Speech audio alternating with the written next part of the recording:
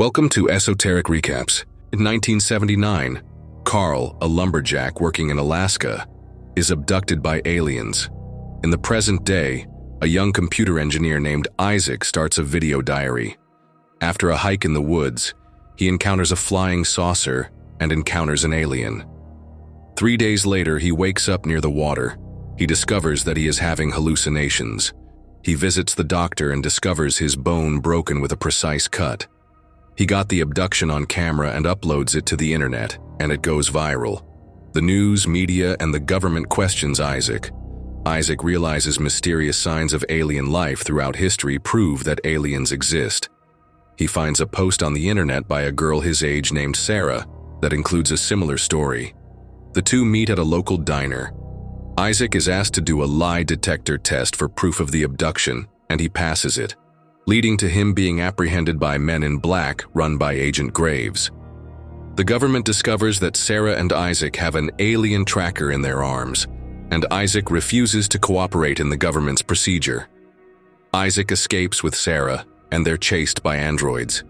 They realize that they have been taken to Costa Rica and find a hacker named Zed who helps them and admits that he knows about the United Nations agency behind the kidnapping. Zed helps them locate an elderly Carl, and they video chat with him. The group discovers that the aliens will come to British Columbia in 5 days. Zed, Sarah, and Isaac travel to British Columbia and find Carl living in a cabin. Carl disables the United Nations trackers, allowing them to stay with him for the next 2 days. In 2 days, the aliens arrive and explain that they are studying humans, believing that Jesus Christ is important to the creation of the universe. They remove Sarah's tracker as the Men in Black surround the cabin. Agent Graves demands an answer about his father's death from Carl, who refuses and is shot by laser guns. Sarah walks out of the cabin and is shot as well. The aliens remove Isaac's tracker, and he unleashes telekinetic and chronokinetic powers which he uses to escape by saving Zed and carrying Sarah and Carl to safety as the cabin is destroyed. The alien saves Sarah and Carl, and the group escapes in a flying saucer. 6 months later, Isaac and Sarah are living a normal life in Costa Rica. Zed and Carl are running a new science program, and Agent Graves has been fired. In 1979, following the death of their son Bobby in a car crash, Anne and Paul Sacchetti have decided to move to a new home in rural New England. Paul hopes that it will be therapeutic for Anne, as the death has caused her to spiral into a deep depression. However, Anne starts claiming that Bobby is present in the house, and neighbor Kat McCabe warns them to leave. The house was built in the 1800s by the Dagmar family as a funeral home. The Dagmars were reportedly run out of the village after townspeople discovered that they were swindling their customers by selling the corpses and burying empty caskets. Undeterred, Anne invites her friends May and Jacob Lewis, as they are both spiritualists and could help to contact Bobby. The couples go out to eat, during which time the Lewis's son Harry arrives with his girlfriend Daniela. Harry is killed by an apparition in the basement, and Daniela flees in horror, only to be killed too.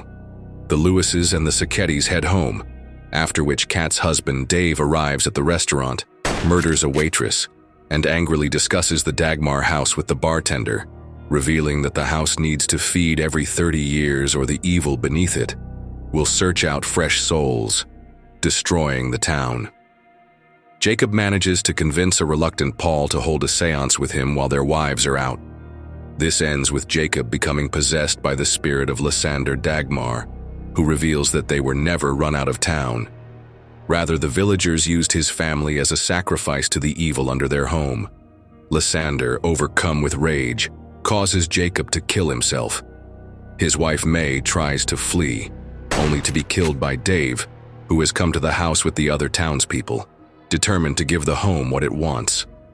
The Sacchettis hear the voice of Bobby urging them to leave, and flee upstairs as the townspeople break into the house. The spirits of the Dagmar family proceed to violently murder most of the townspeople, until only Dave, Paul, and Anne remain. Dave tries to kill Anne and Paul, but is killed by Lysander's spirit. As Paul and Anne stare at the carnage around them, the spirits of the family depart from the house, finally satisfied. Anne walks into the house's cellar after Bobby calls her, followed by Paul. As he peers down the stairs, Paul smiles and says, "Hey, Bobby." This is the final story. In Egypt, a three-sided pyramid is discovered buried beneath the desert surface by an archaeological team led by Dr. Miles Holden. After a remote-controlled rover vehicle sent to map the interior goes offline, the team enters the pyramid to recover it. They soon become lost and enter a room with an unstable floor that collapses beneath them, injuring Zahir, whose leg is crushed and pinned beneath debris. Soon he attempts to climb back up but is attacked by an emaciated feline creature and forced to retreat. The team leaves Zahir to look for a way out. Moments later, Zahir's screams are heard. The team return to find only his severed leg left pinned under the rock. Chased through a tunnel by a pack of the creatures, they are rescued by an Egyptian soldier, who is then killed by a larger creature. The team comes upon a carved mural that depicts passages from the Book of the Dead and its guide to immortality, Anubis's weighing of the heart for access into the afterlife. Soon he falls into a pit and is impaled on several spikes before she is set upon by the creatures. The team try to rescue her, but she succumbs to her injuries and they are forced to retreat. The team finds a burial chamber, which contains the corpse of a 19th century explorer, along with his journal detailing a possible escape route. As Holden examines the map, a clawed hand stabs through his chest, tearing out his heart. His daughter Nora and cameraman Fitzy flee, but after realizing they're trapped, they return to find Holden still alive, tied to a large scale.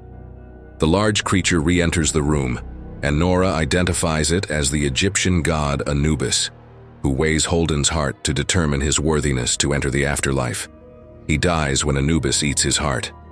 After Anubis leaves, Nora and Fitzy decipher hieroglyphs in the chamber that indicate the pyramid was constructed to imprison Anubis, who is seeking to reunite with his creator, Osiris.